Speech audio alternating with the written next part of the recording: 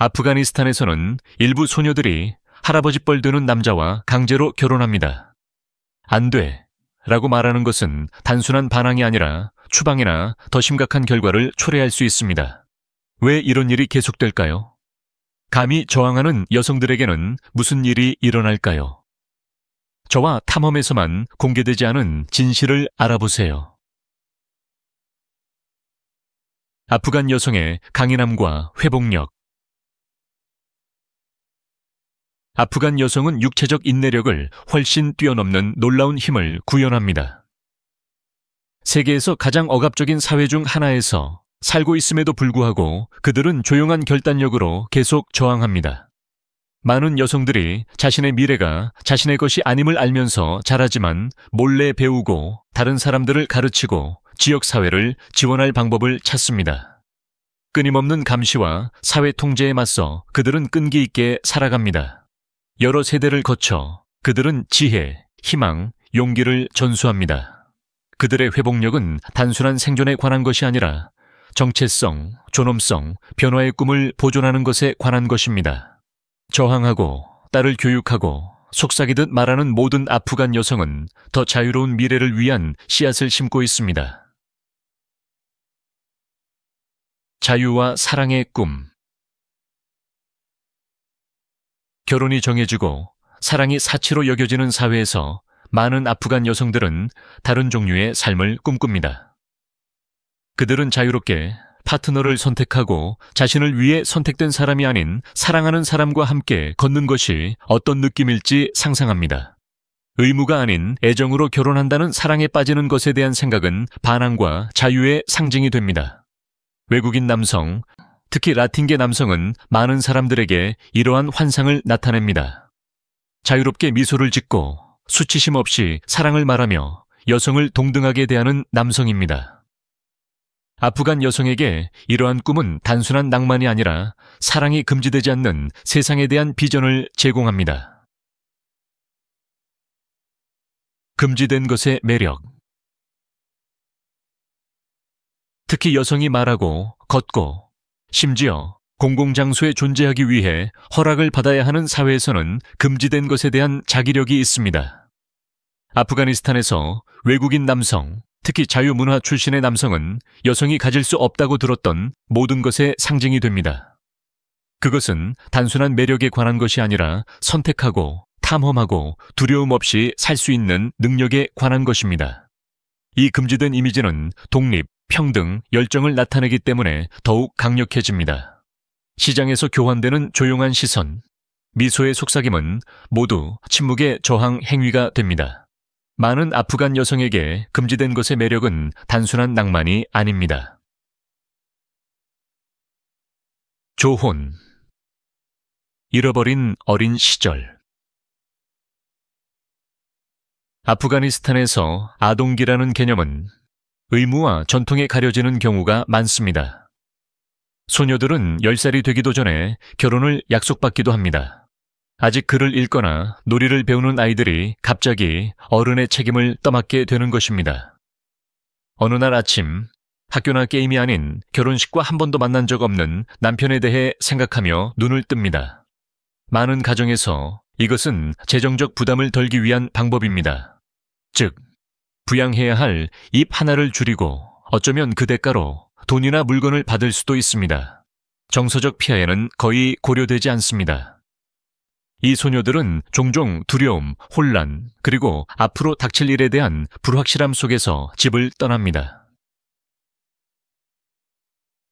가족의 압박과 감정 조작. 아프가니스탄 소녀가 정략 결혼, 특히 나이가 훨씬 많은 남자와의 결혼에 저항할 때 폭력적인 압박은 드뭅니다.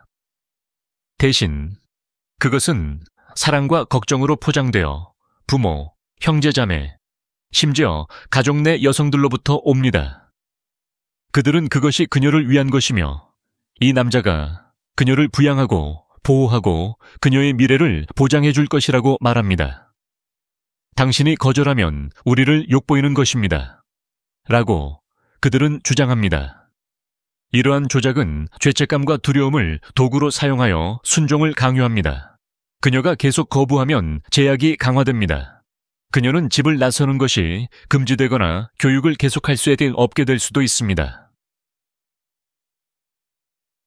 결혼의 경제학, 지참금과 거래. 아프가니스탄의 많은 지역에서 결혼은 사랑의 결합이라기보다는 가족 간의 거래에 가깝습니다. 지참금 제도는 신부를 상품으로 만들고 그 가치는 결혼이 가져다 줄 수 있는 부나 토지의 양과 연결됩니다. 특히 순결한 어린 신부는 종종 더 높은 가치를 지닙니다. 재정적 안정성이 더 높은 나이든 신랑은 더 높은 지참금을 지불할 수 있으며 이는 가난한 공동체에서 그들을 더 매력적으로 만듭니다. 어려운 가정에게 딸을 부유한 남자에게 시집 보내는 것은 단순한 전통이 아니라 경제적 생존입니다. 슬프게도 사랑과 동의는 이러한 합의에 거의 영향을 미치지 않습니다. 소녀의 미래는 그녀의 목소리 없이 협상되고 거래되고 서명됩니다. 통제, 명예, 그리고 두려움. 아프가니스탄 사회에서 가족의 명예는 모든 것이며 종종 딸의 행동과 순종에 직접적으로 연결됩니다. 결혼에 저항하는 소녀는 용감한 것이 아니라 가족의 평판에 대한 위협으로 간주됩니다. 불명예에 대한 두려움은 많은 부모들이 가능한 한 빨리 딸을 결혼시키도록 강요합니다. 그들은 미혼 소녀가 모든 사람에게 수치를 가져다 줄 수 있는 도덕적 실수를 저지를 수 있다고 믿습니다. 그녀를 나이가 많고 믿을 수 있는 남자에게 시집 보내는 것은 가족의 이름을 보호하는 방법으로 여겨집니다. 이러한 두려움의 문화는 소녀들을 침묵시키고 통제를 강화합니다. 그것은 단지 결혼에 관한 것이 아니라 이미지를 유지하는 것에 관한 것입니다. 저항이 폭력에 직면했을 때 정서적 조작이 실패하면 많은 가족들이 더 가혹한 방법으로 수위를 높입니다. 결혼을 계속 거부하는 소녀는 엄격한 감금에 직면할 수 있습니다.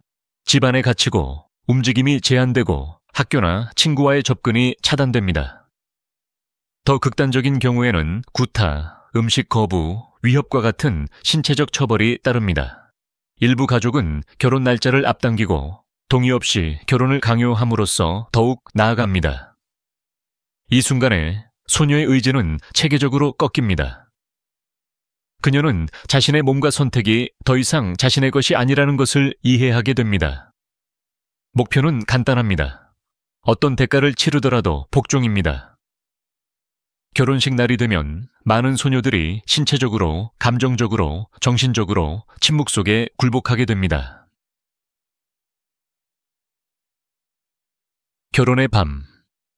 두려움이 현실이 되다.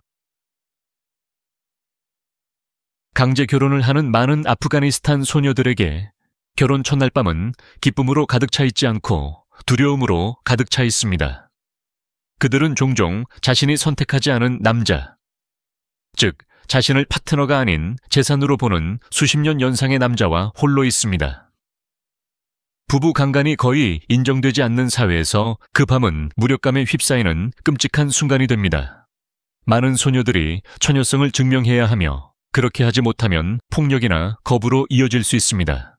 다음 날도 안심할 수 없습니다. 대신 그녀는 도망가지 못하도록 남편과 시댁 식구들의 감시를 받습니다. 탈출 시도는 불명예스러운 것으로 간주됩니다.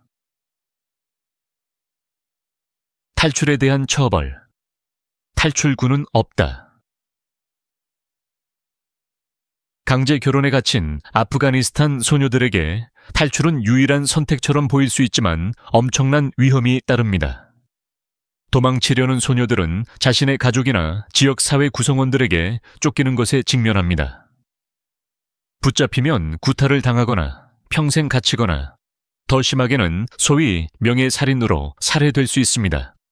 일부 지역에서는 법이 그들을 보호하지 않습니다. 대신 자유를 추구하는 것이 범죄인 것처럼 불법 도주로 처벌합니다. 가출 여성 보호소조차 숨겨져 있고 비밀리에 운영됩니다. 많은 사람들에게 도망칠 곳이 없습니다. 순환은 계속된다. 어머니는 집행자가 된다. 이 시스템에서 가장 가슴 아픈 부분 중 하나는 강제 결혼의 희생자였던 여성들이 종종 이러한 전통을 시행하는 사람이 된다는 것입니다. 수년간 똑같은 고통을 겪은 후에는 다른 현실을 보지 못할 수도 있습니다. 많은 사람들이 자신의 결혼이 주선된 것과 같은 방식으로 딸의 결혼을 주선하게 됩니다. 이를 잔인함이 아닌 의무로 여기는 것입니다. 어떤 사람들은 자신의 부모가 그랬던 것처럼 안정적인 나이 많은 남자를 선택함으로써 딸을 보호하고 있다고 믿습니다. 비극은 이 여성들이 사슬을 끊는 대신 사슬을 물려준다는 것입니다. 종교적 정당화와 사회적 수용. 아프가니스탄에서는 종교적, 문화적 정당성을 내세워 강제 결혼을 옹호하는 경우가 많습니다. 이슬람교가 결혼에 대한 특정 연령을 규정하지는 않지만 보수적인 해석에서는 가족이 소녀가 준비되었다고 판단하는 시기, 즉 사춘기에 접어들자마자 결정할 수 있도록 허용합니다. 이러한 공동체에서는 조언이 소녀의 도덕성을 보존하고 미래를 보장한다고 믿습니다. 종교 지도자들은 종종 이러한 견해를 강화하여 저항이 가족뿐만 아니라 신앙 자체에 대한 반항처럼 느껴지게 만듭니다. 이러한 관행에 대한 의문 제기는 금기 시대입니다. 사회적 규범, 종교적 압력, 가족의 기대가 혼합되어 아동 결혼을 정상화하는 강력한 힘으로 작용합니다. 이러한 환경은 소녀들이 목소리를 내거나 지지자를 찾기가 매우 어렵게 만듭니다. 경제적 압박과 빈곤. 빈곤은 아프가니스탄에서 강제 결혼과 아동 결혼을 지속시키는 데 중요한 역할을 합니다. 많은 가족에게 딸을 결혼시키는 것은 단순한 전통이 아니라 생존 전략입니다. 자원이 부족하고 부양해야 할 입이 많을 때 어린 소녀는 재정적 부담이 됩니다. 딸을 시집 보내는 대가로 가족은 신랑 측으로부터 지참금, 즉 돈, 가축 또는 토지를 받는 경우가 많습니다. 이는 부채나 굶주림으로부터 즉각적인 구제를 의미할 수 있습니다. 극단적인 경우 소녀들은 분쟁을 해결하거나 대출을 갚기 위해 결혼하며 가혹한 경제에서 통화처럼 취급됩니다. 비극적으로도 그들의 행복은 절박한 가정의 필요에 비해 부차적인 문제입니다. 금지된 사랑의 딜레마. 남녀 간의 사소한 대화조차 눈살을 찌푸리게 하는 나라에서 사랑은 위험한 일이 될 수 있습니다. 특히 외국인과 사랑에 빠진 아프간 여성은 가족과 문화에 대한 배신자로 여겨질 위험이 있습니다. 예를 들어 라틴계 남성과의 관계는 그들이 피하도록 가르침받은 모든 것, 즉 열정, 자유, 개인적인 선택을 상징합니다. 일부 여성에게 이러한 꿈은 침묵의 반항, 즉 암울한 현실로부터의 감정적 탈출이 됩니다.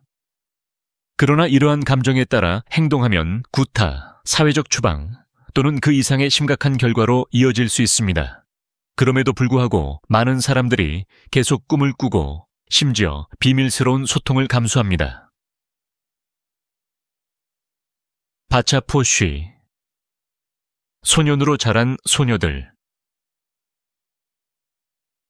아들이 없는 가정에서는 놀라운 관습이 나타나기도 합니다. 딸을 아들로 키우는 것으로 바차포쉬라고 알려져 있습니다. 이 소녀들은 머리를 짧게 자르고 남자처럼 옷을 입고 남자 이름을 사용합니다. 그들은 학교에 가고 일하고 공공장소에서 자유롭게 이동할 수 있습니다. 이는 소녀들에게는 허용되지 않는 특권입니다. 외부인에게는 남자로 보입니다. 가족에게는 아들이 없다는 사회적 수치를 피하는 방법입니다.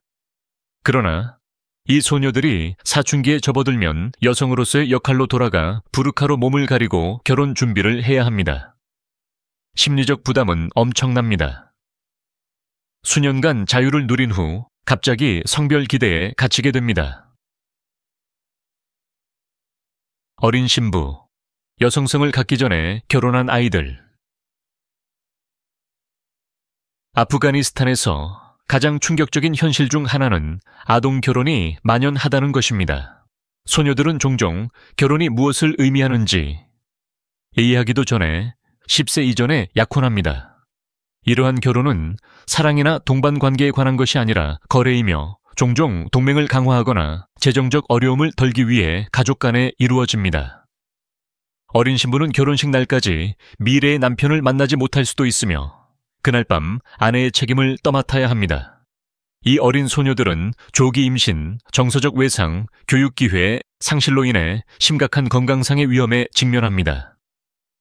그들의 어린 시절은 도둑맞고 감당할 준비가 되지 않은 짐으로 대체됩니다. 부르카, 억압의 옷감.